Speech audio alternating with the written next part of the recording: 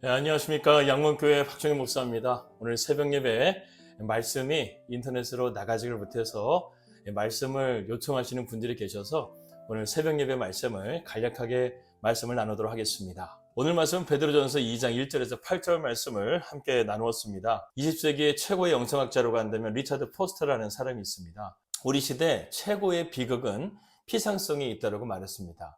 피상성이라는 말은 깊이가 없고 경박하다라는 뜻을 가지고 있습니다. 생각이 가볍고 삶의 형태가 깊이가 없다는 뜻이죠. 그래서 즉흥적이고 감정적일 때가 많이 있다는 것입니다. 음식도 인스턴트 식품이나 패스트푸드를 사람들이 좋아하는 것은 맛이 좋고 건강이 좋아서가 아니라 빨리 먹을 수 있고 가볍게 먹을 수 있기 때문에 사람들이 선호한다는 것이죠. 그런데 이러한 피상성이 기독교 안으로도 들어와서 죄에 대한 얘기나 십자가와 같은 그러한 진지한 말씀을 우리가 받아들이지를 못한다는 것입니다. 이러한 피상성이 지금 신앙생활 가운데 침투해 들어와서 우리의 영성까지도 가볍게 만드는 그러한 가운데 있다는 것이죠.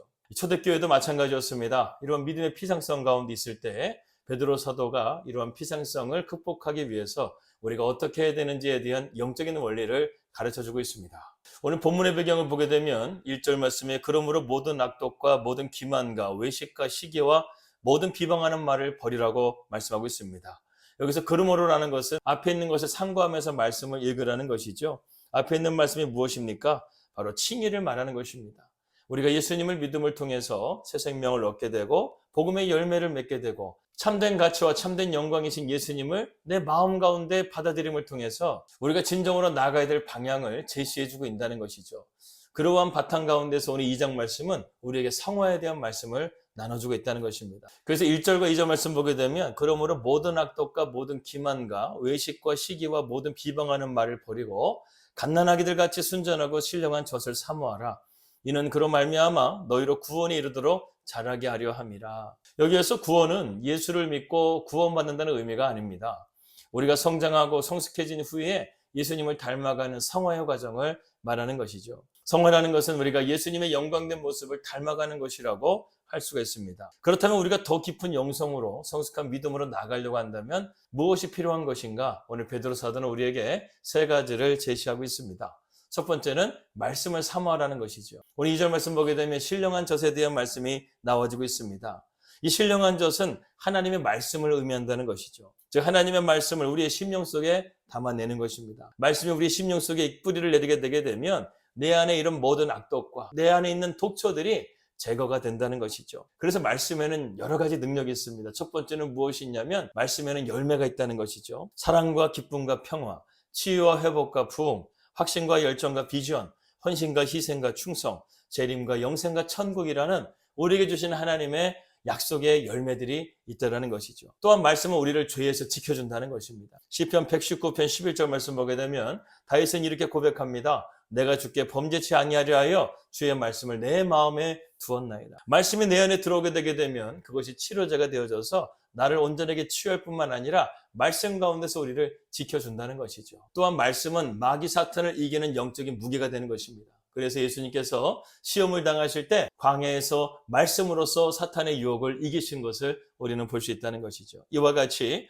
우리가 신령한 젖, 말씀의 젖을 먹게 되게 되면 말씀의 열매와 말씀의 치료와 그리고 말씀의 능력으로 마귀 사탄을 이기게 된다는 것입니다. 두 번째는 우리에게 신앙적인 체험을 가져야 된다고 말씀하고 있습니다. 우리가 더 깊은 영성으로 나가려고 한다면 예수님을 만나야 된다는 것이죠. 오늘 3절 말씀에 그 말씀이 나와져 있습니다. 너희가 주의 인자하심을 맛보았으면 그리하라. 베드로는 우리가 깊은 영성으로 나가기 위해서는 반드시 우리에게 예수님을 만나는 영적인 체험이 있어야 된다는 것입니다. 그래서 여러분 신학과 신앙은 균형이 필요합니다. 신학은 말 그대로 개념이나 교리를 말하는 것이죠. 물론 신학도 필요합니다. 그러나 신학 자체만으로는 머리만 커지지 가슴이 없게 되기 때문에 냉랭해질 수밖에 없다는 것이죠. 그런데 우리가 신앙 가운데서 하나님을 만나게 되게 되면 우리의 믿음이 더욱더 확신에 차게 되고 또한 그 믿음의 놀라운 역사를 경험하게 되는 것입니다. 누가 여러분 기도를 많이 하는 줄 아십니까? 기도에 대해서 공부를 많이 한 사람이 기도를 많이 할까요? 기도에 대해서 많은 강의를 하고 책을 낸 사람이 기도를 많이 할까요? 그렇지 않습니다. 기도를 통해서 하나님의 응답을 경험한 사람만이 기도를 가장 많이 한다는 것이죠. 저는 이번 사순절을 통해서 우리 성도들이 다른 어떤 때보다도 이러한 기도의 문이 열리고 말씀의 문이 열리고 정말 예수님의 십자가를 체험하고 그 가운데서 나아가 하나님의 영광을 바라볼 수 있는 그러한 특별한 사순절 특세가 되기를 주님의 이름으로 축복합니다. 세 번째는 생명의 원천을 향해서 달려가야 된다는 것입니다. 오늘 4절에서 5절 말씀입니다. 사람에게는 버림바가 되었으나 하나님께는 택하심을 입은 보배로운 산돌이신 예수께 나아가 너희도 산돌같이 신령한 집으로 세워지고 예수 그리스도로 말미암아 하나님이 기쁘시게 받으실 신령한 제사를 드릴 거룩한 제사장이 될지니라. 여기 보게 되면 십자가 사건을 통해서 우리에게 예수님께서 주신 놀라운 생명의 원천이 무엇인지를 오늘 베드로는 우리에게 말씀하고 있습니다. 특별히 여기 보게 되면 산돌이라는 단어가 나오게 되는데 이것은 영어 단어로 말하면 리빙스톤입니다. 그 예수님이 산돌이 되시기 위해서는 사람들에게 버림받으셔서 즉 십자가를 지심을 통해서 하나님께서 택하심을 통해 예수님이 진정한 우리의 산돌, 우리의 진정한 구원자가 되신다는 것입니다. 우리의 삶 가운데는 많은 문제들이 있죠. 그러나 대부분 우리가 해결할 수 있는 것이 거의 없습니다. 그럴 때 우리가 생명의 원천이신 예수님께 연결될 수만 있다고 한다면 그분의 생명과 그분의 능력이 우리 가운데 함께 한다는 것이죠. 그것이 바로 십자가입니다. 십자가는 우리 하나님 사이를 연결하는 스위치 버튼이라는 거예요.